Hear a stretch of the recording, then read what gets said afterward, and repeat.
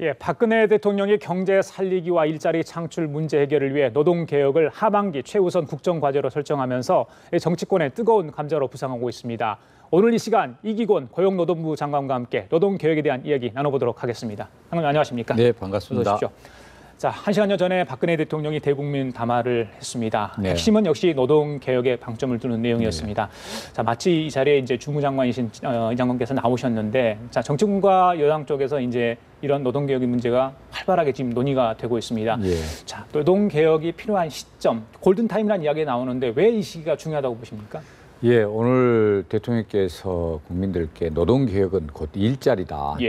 청년들의 절망을 해소할 수 있는 길이고 비정규직의 아픔을 치유할 수 있는 길이다. 이렇게 강조를 해 주셨습니다. 예. 그러니까 우리나라가 고도성장기에는 일자리도 많이 늘었는데 저성장기로 오면서 일자리 자체도 늘지 않고 특히 문제는 성장을 해도 성장이 고용으로 연결돼야 되는데 이걸 예. 우리가 고용탄성치라고 그럽니다. 예. 고용탄성치가 우리가 성장도 낮지만 그 낮은 성장에 1% 성장을 했을 때 노동으로 연결되는 고용탄성치가 계속 낮아지는 거죠. 예. 그러니까 성장도 낮아지고 노동탄성치도 낮아지다 보니까 일자리가 낮아지고 있고 예. 그런 구조적인 문제를 가지고 있고 특히 이제 우리의 경우는 대통령께서도 지적을 했지만 예.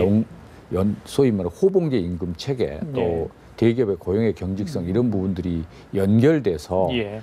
소위 중간에 좋은 일자리 증가가 굉장히 낮습니다. 예. 그러니까 이 1997년도 IMF 직전만 해도 우리 청년들이 가고 싶은 좋은 일자리가 530만 개. 예. 그다음에 이제 좋은 일자리를 찾는 전문대졸 이상의 고학력의 일을 하고 있는 분이나 또 찾고 있는 분들이 약 495만 명 정도였기 때문에 좋은 예. 일자리가 30만 개 이상 더 많은 거죠. 그러니까 청년들이 그때만 해도 취업하기가 전혀 문제가 없었는데 그런 어떤 노동시장의 구조적인 문제 여러 가지가 복합돼서 예. 좋은 일자리는 굉장히 더디게 증가하고 좋은 일자리를 찾는 우리 전체 노동 인구는 굉장히 많아졌습니다. 그래서 12년 말로 보면 예. 좋은 일자리 자체는 605만 개 정도고 그다음에 좋은 일자리를 찾거나 일하고 있는 분들은 1,050만 명, 약 예. 400만 개의 차이가 있는 거죠. 그러니까 청년들이 굉장히 갈수록 일자리를 예. 찾기가 어려운 상황입니다. 예. 예. 그러다가 이제 오늘 대통령께서 말씀을 하셨습니다만 예. 내년부터 정년 60세를 하면서 예, 맞습니다. 이제 우리 장년들이 계속 머물면서 앞으로 한 3년 동안에 30만 명 정도가 청년이 들어갈 일자리가 더 줄어드는 거죠. 예. 반면에 우리 에코 세대라 해서 옛날 베이비 부모들의 자녀들이 예. 이제 청년들이 좀 많습니다. 그래서 요게 한 10만 명 정도 더 많이 나오고 예. 특히 대졸 진학률이 가장 높은 08, 09년도 입학 학생들이 이제 예. 졸업 시장에 나오고 노동 시장에 나오고 있습니다. 그래서 예. 청년들 입장에서는 이제까지 누구도 겪지 못한 가장 어려운 시기다. 그래서 예. 이러한 문제를 해결하기 위해서는 지금 절박하게 노동시장 개혁을 해야 된다. 예. 이렇게 저희들이 보고 있습니다. 대통령께서 지난번에 이 노동 문제는 어떤 선택의 문제 아니라 생존의 문제 그렇습니다. 이런 이야기를 네. 하지 않습니까? 네. 이 네. 고용은 즉 복지와도 관련이 있기 때문에 네. 굉장히 중요한 문제라고 저희들이 생각을 하고 있는데 노동 개혁 의제들은 여러 가지가 있는데 그 중에서도 임금 피크제 확산 또 직무 성과 중심의 임금 제도 개편 이 부분이 아마 핵심이 아닌가 싶습니다. 자, 어떤 정부에서는 이걸 추진할 생각이신지? 예, 우리가 노동시장 개혁을 하는 큰 목표는 예. 소위 약 10% 노동시장의 대기업과 공공기관의 10%의 그 근로자들이 조금 양보를 해서 전체 중소기업에 있는 90% 근로자들에게 좀 혜택이 가게 하자. 예. 시장 내에서. 그러면서 기업들이 더 투자도 하고 또 중소기업의 근로조건 향상에 더 높여줄 수 있는 비정규직의 근로자를 높여줄 수 있는 노력을 함께 해주자. 이런 취지입니다. 그러니까 10%의 양보를 통해서 90%의 중소기업 근로자들에게 근로조건 향상을 통해서 거기에 청년들이 갈 수 있도록 해줘야 된다. 예. 이런 취지가 이렇게 담겨 있고요. 예. 그 부분을 실현하기 위한 노동개혁의 방향은 한 5가지로 요약됩니다. 첫째, 이제 우리 앵커께서 말씀하신 대로 임금체의 개편이 예. 있고 또 고용의 경직성 문제를 예. 해결해야 되는 문제가 있고 그다음에 이제 소위 우리 비정규직에 관련된 보호 부분이 좀 보강이 돼야 되고 오늘 대통령께서도 말씀하신 실업급여 등 사회 안전망을 좀 이렇게 강화를 해줘야 된다. 그리고 노동시장의 가장 기본되는 룰이 임금, 근로시간, 고용의 3대 룰입니다. 그런데 통상임금이나 우리가 근로시간이 저 OECD 국가 중에 굉장히 높지 않습니까? 휴일과 연장 근로를 통합을 해서 예, 점차적으로 근로 시간을 낮추는 문제, 예. 이런 문제를 둘러싼 어떤 시장의 갈등을 해소해줘야 예. 기업들이 제대로 정규직으로 채용을 할 거다. 그래서 이런 큰 틀에 이제 저희들이 개혁 방안을 가지고 접근을 하고요. 예. 방금 말씀하신 임금 체계 부분은 우리가 고도 성장기 때문에 과거에는 이제 가장 혼자 벌어서 이렇게 아이들도 키우고 가게를 꾸려가는 시스템이 보다 보니까 예, 예. 호봉제였습니다. 그러니까 예, 예. 초등학교 다닐 때보다 중학교 다닐 아이들 때 월급을 더 줘야 되고 그래서 매년 자동적으로 호봉 임금이 올라가는 시스템인데 이거는 예. 전 세계에 별로 없고 일본이 과거에 이 제도를 가지고 있다가 예. 잃어버린 10년 동안 1990년도 후반에서 2000년도 초반에 이 제도를 역할과 직무 성과로 전부 바꾸었습니다. 예, 그게 예. 중심이 됐습니다. 그래서 우리나라도 이제 말 그대로 우리 대기업 특히 공공기관의 임금 체계를 예, 예. 역할, 성과, 직무급식으로 바꿔줘야 예. 그 소위 기업의 경쟁력도 높아진다 이렇게 보고 있고요. 그리고 임금 체계를 바꾸는데 이게 시간이 좀 걸립니다. 자기 기업에 맞는 임금 체계를 바꾸는 게 그러겠죠. 걸리는데 예, 예. 내년에 당장 정년 60선이 시행되기 때문에 예. 금년도에 모든 공공기관과 대기업들이 솔선수범해서 예. 임금 피크제를 도입하고 그 재원과 예. 그리고 기업이 더 거기에 보태서 청년을 추가로 채용하자. 예, 예. 그래야 상생이 올 수 있다. 장년과 청년 간의 일자리 상생이 올 수 있다. 예. 그렇게 추진하는 겁니다. 그래요. 자, 임금 네. 피크제가 가장 큰 현안이 아닌가 싶은데 네. 노동계 반발이 만만치 않습니다. 네. 쉬운 해고를 위해서 만들어진 제도 아닌가 이런 얘기가 나오던데 그 부분에서는 어떻게 보세요? 임금 예. 피크제 관련해서는 이제 임금 피크제를 노사가 도입하면서 기본적으로 취업 규칙을 변경해서 이제 이게 도입을 하는 겁니다. 과거인데 우리 법에는 근로자한테 이익이 되게 바꿀 때는 협의만 하면 되고 불이익하게 바꿀 때는 동의를 얻도록 돼 있습니다. 근데 정년 연장이라는 큰 이익과 예. 연장된 기간 또는 전후에서 임금 피크제를 하면 임금이 좀 줄어드는 이 문제를 종합해서 봤을 때 예, 예. 큰 정년 연장이라는 이익이 되기 때문에 예. 판결에 의하면 예.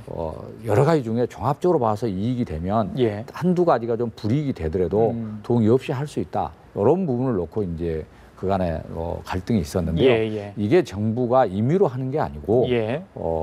소위 말해서 기존의 대법원의 판결에 의해서 하고요.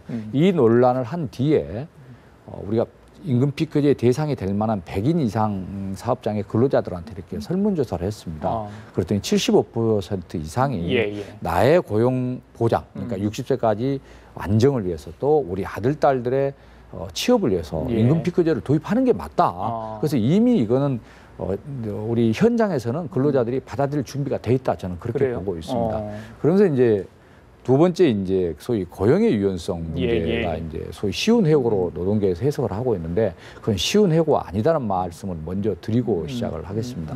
오늘 이제 대통령께서도 노동시장 개혁의 아젠다 중에 정부가 해야 될 공공부문의 임금 피크제랄지 사회보장장치의 보강이랄지 이런 예, 말씀을 예, 하시면서 예.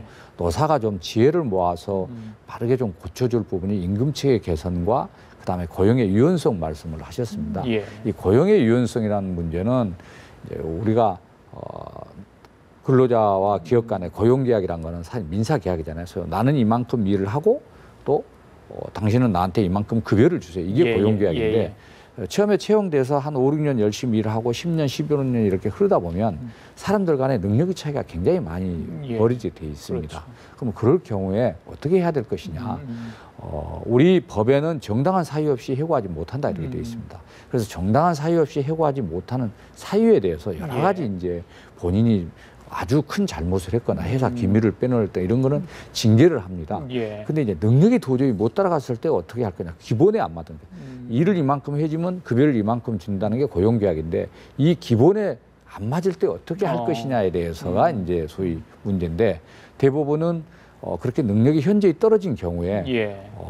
다시 교육을 해라. 교육을 해서 기업에서도 많이 이제 재교육을 합니다. 교육을 하면 대법원은 이제 소위 다시 능력이 향상이 될 거다. 근데 교육을 했지만 다시 능력이 회복이 안 되거나 그 직급에 맞게끔 능력이 안 올라왔을 때는 예. 그 직급과 그 능력에 맞게끔 재배치를 해줘라. 예. 그럼에도 불구하고 본인이 거부하거나 역할을 못 했을 때는 그때는 불가피한 경우에 고용을 해제할 수 있게 해줘라. 예. 이렇게 체계를 이제 구축을 해주는 겁니다. 그러니까 정부가 뭐 일방적으로 없던 제도를 도입하거나 이렇게 하려면 법을 고쳐야 됩니다. 예. 근데 고용의 유연성을 갖는 부분은 우리 법에 정당한 사유 없이 해고하지 못한다라고 포괄적으로 규율돼 있고 또 판례가 우리 시대 흐름에 맞게 이렇게 정비를 해가고 있으니 이것을 노사 당사자가 투명하게 알아서 근로자들도 열심히 일하면 내가 60세에 간다 확신을 갖고 기업도 근로자들이 열심히 일해준다니 하게 되면 기업의 경쟁력도 올라가고 결국 근로자 개개인에 보면 소위 자기 정년까지 가서는 고용의 소위 평생 고용 가능성을 높여준다. 이 부분이 이제 저희가 중요한 이유는 이 두 가지가 장치가 되어야 이제까지 우리 청년 일자리가 줄어들고 아까 이제 그 좋은 일자리는 서서히 늘고 좋은 일자리를 찾는 고학력은 늘어난 이유 중에 하나가 중간에 괜찮은 일자리가 늘지를 못했거든요. 중간에 괜찮은 일자리를 늘지 못한 이유가 그 두 가지 이유입니다. 임금의 경직성, 고용의 경직성. 그래서 이제 대통령도 아까 강조를 했지 않습니까? 이런 두 가지 경직성을 훼손하는 대신 기업들은 이제까지 그런 경직성 때문에 직접 정규직으로 채용하지 아니하고 비정규직을 쓰거나 하도급을 줘왔기 때문에 중간에 일자리가 못 늘었거든요. 이런 유연성 부분을 노사가 힘을 합쳐서 만들 테니 기업들은 앞으로 대신 가급적 정규직으로 직접 채용을 해달라. 그래야 중간 일자리가 괜찮은 일자리가 늘어서 청년 문제도 해결되고 또 일하고 있는 분들도 장기적으로 고용 안정을 가져올 수 있다. 이렇게 관련해서요. 그렇다면 정부가 이제 그런 일자리 창출을 위해서 기업들에게 좀 많은 일자리를 만들어내려고 요청을 하면서 고용 지원금을 주겠다. 이게 이제 오히려 노동계 쪽에서는 기업들의 배만 불리는 거 아니냐 이런 비판도 있던데 그 부분은 어떻게 좀 해석을 해야 될까요? 그거는 소위 채용을 했을 때 지원을 하는 겁니다. 청년을 했어. 그러니까 그냥 주는 게 아니고 뭐 돈을 주면서 더 채용해 주십시오 아니고 채용이 확정되고 그 근로자들이 최소한 무기계약적으로 일할 수 있는 상태가 됐을 때 저희들이 지원을 해주는 거기 때문에 그 부분은 적절치 않고요. 그다음에 중소기업을 중심으로 지원하고 있습니다. 왜냐하면 채용의 여력이 없기 때문에 본인의 기업들의 그 인건비와 정부가 지원하는 걸 좀 합쳐서 괜찮게 좀 급여를 줄 수 있도록 해주기 위해서 지원을 하고 있습니다. 알겠습니다. 고용 이야기를 했는데 실직 근로자들 사회보장 문제도 중요할 것 같습니다. 오늘 대통령이 실업급여 이야기를 하지 않습니까? 평균 임금 수준에서 좀 더 높이겠다, 기간도 늘리겠다 이렇게 한 것 같은데 이게 어느 정도 구체화됐고 시행 시기는 어느 정도 되는지 또 얼마나 많은 분들이 혜택을 받게 되는지 그 부분에 좀 설명을 좀 해주시죠. 말씀드린 대로 우리 이제 일자리를 그 소위 임금의 탄력성, 그다음에 고용을 둘러싼 갈등을 해소를 통해서 기업들이 직접 채용하도록 하면서 또 우리 중소기업에 있는 근로자들에 대한 특히 사회 안전망, 근로자 사회 안전망을 정부가 함께 노력을 하겠다라고 강조를 했습니다. 두 가지인데 하나는 지금 실업급여가 자기가 받고 있는 통상임금의 50%를 주도록 돼 있는데 이 부분을 60% 올리겠다는 부분이고 그다음에 현재는 근속 기간에 따라서 3개월에서 8개월로 돼 있는데 이 부분 지급 기간을 늘리겠다는 취지입니다. 그렇게 하면 한 대략 이렇게 보면 한 1조 5천억에서 2조 5천억 정도 들어갈 거로 보고 있고 대부분 앞으로 실직한 근로자들은 혜택이 돌아간다 이렇게 보고 있고요. 특히 영세사업장에 근로하는 근로자들에게 혜택이 더 들어갈 것으로 저희들 보고 있습니다. 그렇게 설계를 하고 있습니다. 언제쯤 시행이 되는 겁니까? 그러니까 이 노동개혁이 다 정부가 사회 안전망 장치를 보강하는 법하고 또 소위 이제 우리 불확실성 해소와 관련된 법들이 있습니다. 비정규직의 고용 안정과 소위 말해서 차별 방지, 또 쪼개기 계약 근절과 관련된 법 개정 사항, 또 우리 노동시장의 불확실성, 통상임금이나 근로시간을 둘러싼 불확실성을 해소하기 위한 근로기준법 개정, 이 법 개정들이 동시에 이루어지기 때문에 저희들은 목표를 가급적 금년 정기국회 안에 법 개정을 해서 내년도에는 소위 새로운 노동시장 시스템 하에서 이렇게 적용될 수 있도록 이 노동 문제는 굉장히 중요하고 사회적 합의가 필요하는데 지금 한국노총은 지난 4월에 이제 그 대화의 자리를 나가면서 아직까지 돌아오지 않고 있는 상황 아니겠습니까? 자, 돌아와야 될 것 같습니까? 이런 문제를 논의를 해야 되는데 앞으로 노동개혁 문제 어떻게 좀 이끌어 가실지 또 노사정이 힘을 합쳐야 되는데 어떤 보관이 있으신지 한 말씀 해주시죠. 우선 한국노총은 우리 노사정위원회법에 의해서 그러니까 전국 단위의 노동단체와 경제단체는 소위 노동계와 경영계를 대표하는 기관으로 이렇게 법에 의해서 대표기관으로 되어 있습니다. 그러니까 자기 조합원을 위해서 이렇게 의사결정을 해서는 안 되고 전체 근로자를 위한 의사결정을 해야 된다 저는 이렇게 보고 있거든요. 노동개혁이 10%의 정규직과 그 소위 우리 공공기관과 대기업의 근로자들이 조금 양보를 해서 90%의 근로조건의 향상, 특히 기업들도 거기에 많이 재원 투자를 해야 됩니다. 일자리를 위한 투자를 해야 되고요.